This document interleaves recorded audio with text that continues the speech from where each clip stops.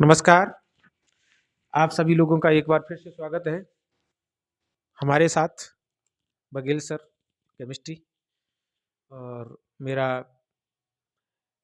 ध्येय है कि मैं अपने सभी नागरिकों को, देश के देशवासियों को शिक्षा दूं। जो भी हमारे पास ज्ञान है शिक्षा के क्षेत्र का, हम उनको दें।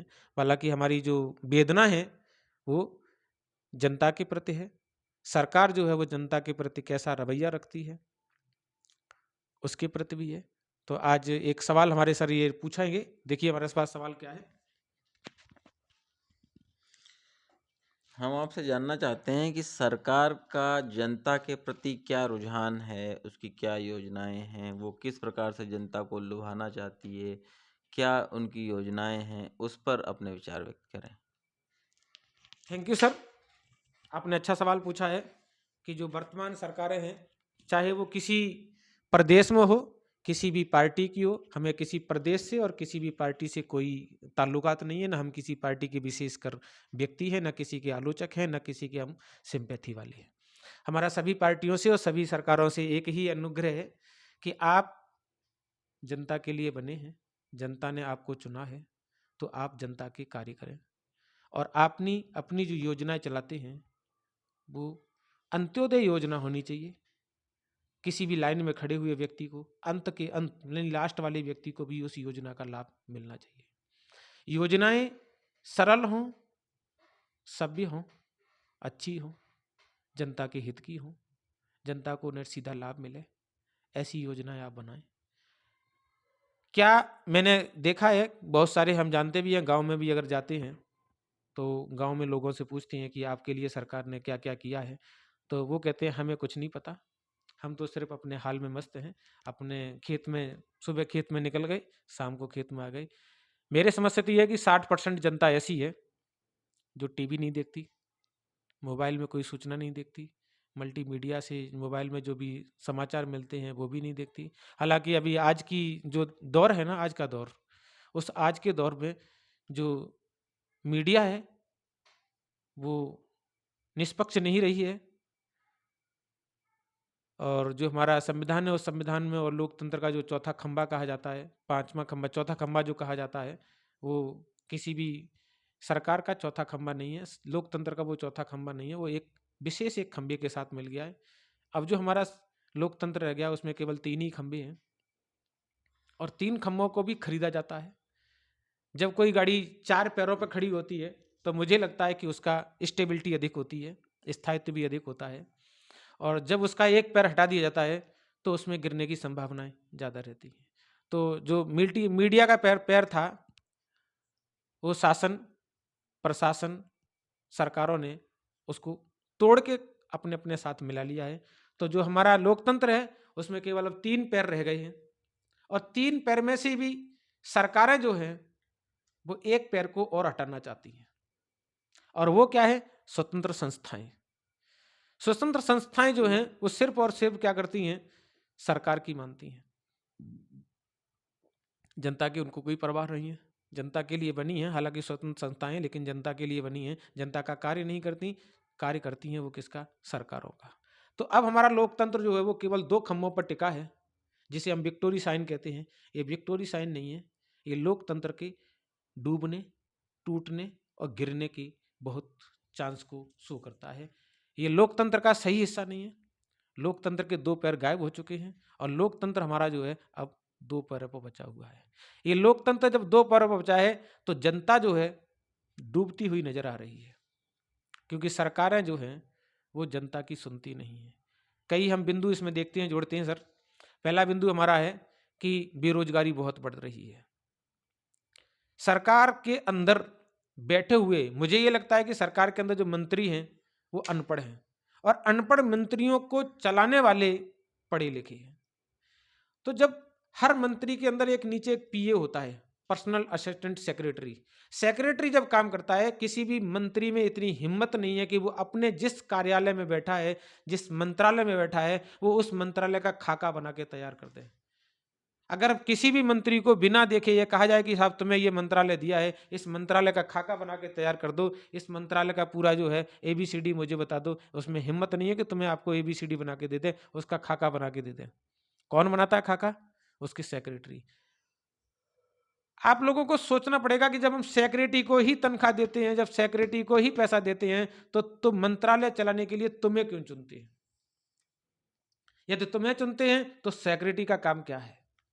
इन दोनों में से एक को हटाना चाहिए। बेरोजगारी जो है खत्म हो जाएगी। यहां खत्म हो रही बेरोजगारी, किसका मतलब है? आप ये सोच रहे हो कि एक नियुक्ति खत्म हो गई। नहीं, एक नियुक्ति नहीं खत्म होगी। हमारे पास पैसा आया है, बजट आया है।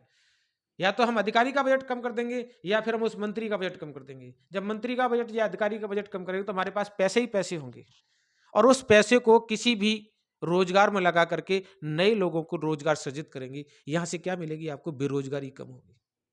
ये बेरोजगारी का रोड मैप है। अगली बार क्या है कि हर क्षेत्र के अंदर जो है अगर भर्ती निकलती है तो कोई भर्ती पंचवर्षीय योजना से पूरी नहीं होती। वर्तमान सरकार निकल रही है तो लास्ट सरकार उसको पीछे पूरा करेगी। पीछे कोई सरकार निकाल के चली गई है तो वर्तमान सरकार उसको पूरा कर रही है। और वो भी कब कर रही है? जब बच्चे चाहते हैं तब, जब छात्र चाहते हैं तब वो सरकार होती है, तब वो भर्ती पूरी होती है। तो क्या आप वहां पर जो सरकार चलाते हैं वो अनपढ़ लोग हो क्या? दिमाग नहीं है तुम्हारे अंदर कि हम क्या करने चाह रहे हैं? हमारी ये भर्ती लटक जाएगी या नहीं लटक जाएगी, पेपर लीक हो जाएगा, हम भर्तियां नहीं करा पाएंगे, घूस चलेगी। किसके लिए? इसीलिए बैठा लिया हमने तुमको। हमारी जनता ने तुम्हें इसीलिए चुना है। भाई पढ़े लिखे हो, या तो तुम ये मान के चलो जितने भी मंत्री बैठे हैं वो सब अनपढ़ हैं, और जो वहां पर अधिकारी बैठे हैं वो भी सारे अनपढ़ हैं। तो फिर तुम्हारा काम क्या है? नीचे आ जाओ, हम सरकार चलाएंगे। अगर तुम्हारे से नहीं होता तो सरकार हम तुम्हें बेटर चला के देखेंगे। आप लोग कहते हैं कि मोदी नहीं होगा तो विकल्प क्या होगा? मैं ये कहता हूं कि ऐसे पहले मोदी नहीं थे तो क्या सब विकल्प नहीं था? या जब मोदी के बाद कोई विकल्प नहीं होगा? उनके दिमाग में ये कचरा भरा हुआ है। आप निकाल दो, अगर जनता के सेवक हो तो इस कचरे को निकालो। कि ऐसा नहीं है कि विकल्प खत्म है। 140 करोड़ जनसंख्या है हमारे देश की, और सब व्यक्तियों के अंदर दिमाग है, किसी के अंदर कम है, किसी के अंदर ज्यादा है। तो हम इसमें से हमें एक व्यक्ति चुनना है। क्या एक व्यक्ति नहीं मिल सकता मुझे? ऐसे बहुत आएंगे, आए थे और बहुत आएंगे। तो सरकार जो है किसी भी भर्ती को पूरा नहीं करती, रोजगार के प्रति कोई अपना रवैया नहीं रखती, रोजगार के प्रति उसके पास रोड मैप नहीं है, योजनाओं का कोई लाभ नहीं मिलता है। योजना जब चलती हैं तो बस अधिकारी खा जाते हैं, उसके नीचे वाले अधिकारी खा जाते हैं, उसके नीचे वाले अधिकारी खा जाते हैं। और अगर उसको योजना का लाभ मिलता भी है तो उस योजना से दूने पैसे तो वो उस अधिकारियों को खवा चुका होता है, क्योंकि अधिकारी उसका काम करके नहीं देते। उन्हें बेचारों को, उनको वास्तविकता में कुछ नहीं पता होता है। तो सरकारों, मैं तुमसे ये कहता हूं कि अगर जनता की सेवा करनी है तो हर नागरिक के पास, जिस तरीके से अभी हमारे गृह मंत्री जी पर्चा बांट बांट के डोर टू डोर कैंपेन करते हैं, सरकार अगर अच्छी चलानी है तो अपने अधिकारियों को, अपने मंत्रियों को, अपने विधायकों को उनके क्षेत्र में भेजो और जनता के प्रति वफादारी का रवैया अपनाओ और उनको योजनाओं का लाभ दो और सरल से सरल योजना बनाओ। और उसकी क्या है, उसकी तुम तहकीकात करो, अंदर से जांच करो, और जांच में जो लिप्त पाए जाएं उनको बर्खास्त, उनको निलंबित नहीं करना है। एक अजब फंडा निकाल रखा है तुम बेवकूफों ने कि निलंबित कर दो, निलंबित कर दो। क्या होता है निलंबित करना? उनको बर्खास्त करो, उनकी रिकवरी करो। जरा सा कोई अगर व्यक्ति अपने भाव में, मने भाव में बोल दे तो NSA लगा करके उनका वो करवाते हो। अरे ऐसे पे NSA लगाओ ना, जो जनता का दोहन कर रहे हैं, जो जनता को परेशान कर रहे हैं, ऐसे पे NSA लगाओ। नहीं लगाओगे क्योंकि सरकार तुम्हारी उन्हीं से चलती है, गुंडों से सरकार चलती है, आतंकवादियों से सरकार चलती है। यह है सरकार का रवैया। अगर यदि सरकार अच्छा काम करती है तो मुझे नहीं लगता कि उनको रैलियां करनी पड़े, उनको डोर टू डोर कैंपेन करने पड़े, जनता को समझाने पड़े कि ये हमारा सरकार, ये हमारा प्लान है, हमने ऐसे ऐसे काम किया, हमने अच्छे काम किए, आपके लिए अच्छे काम किए। अरे अच्छे काम उनको पता ही नहीं है, उनको उनकी योजनाएं उनके पास पहुंची नहीं। तुम्हें डोर टू डोर जाना पड़ता है कब? चुनाव के समय। सो सुधर जाओ सरकारों, नहीं तो अगर हमारे तो कैंपेन चल रहा है कि सभी लोग एकजुट हो जाएं, चुनाव का बहिष्कार करें, मतदान ना करें, क्योंकि अगर आपके हित का कोई अगर उम्मीदवार नहीं है, आपकी सुनने वाला उम्मीदवार नहीं है, आपके मन की सरकार नहीं बन रही है, आप मत बनाओ, आप मत वोट डालो, आप चुनाव का सीधा सीधा बहिष्कार करो। सरकारें तब सुधरेंगी, ऐसे सरकारें सुधरने वाली नहीं है, चाहे केंद्र की हो चाहे राज्य की हो। तो बाकी का आपके ऊपर, आपका निर्णय आपके ऊपर है। हमने तो अपनी राय बता दी है।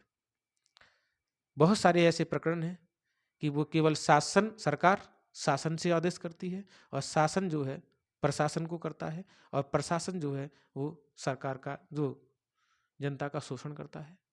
और यही होता आया है, यही होता रहेगा। किसी में कम है तो किसी में ज़्यादा है। दूसरा है महंगाई। महंगाई सरकार के हाथ में है। महंगाई चाहेगी तो बढ़ा देगी, महंगाई चाहेगी तो वो घटा देगी।